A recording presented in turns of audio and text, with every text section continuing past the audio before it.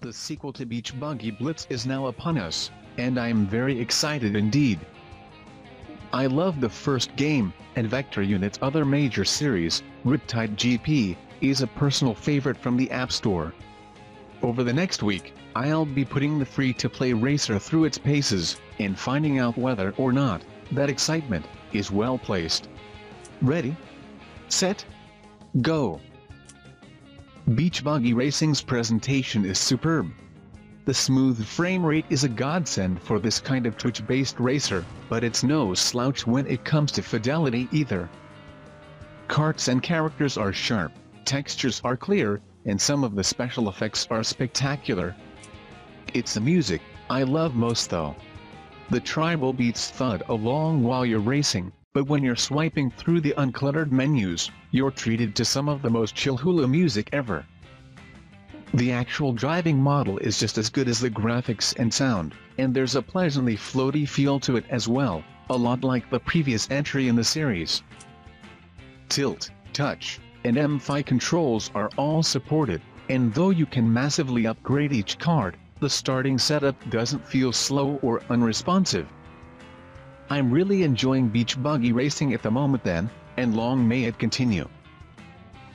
One of the core issues any game has to conquer for it to be a critical success, is that it ensures that it instills a feeling of fairness amongst every player that takes on its various challenges. At the moment, Beach Buggy Racing isn't doing that. I'm currently racing in a totally upgraded vehicle, with maximum stats for its current class, and yet I'm against opponents who have vastly more powerful rides than I do. On a long straight I simply can't keep up, and consequently I'm finding it really tough to complete later stages and advance through the game. Of course I could spend currency on a grease monkey to increase my performance, and since Beach Buggy Racing is a free-to-play release, I'm starting to think that the designers would really like me to do that. I also can't keep bashing my head against the same challenge over and over, until I luck out and win, as there's an energy system in play. If you get 3 stars in a race you do get another race for free, but that doesn't help when you're not getting close to the podium. None of this feels fair, and that's a real shame. After a week with the game, the pay-to-win of Beach Buggy Racing has crushed much of my desire to continue playing. That's a shame, because parts of the game are really well made, and I find myself wanting to like it more than I actually do.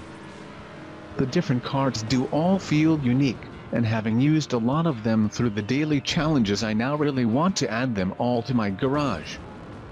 Each driver's single-use special move increases diversity in the racing experience, and as I witness and use more of the power-ups I grow more impressed at the thought that has gone into these wacky weapons.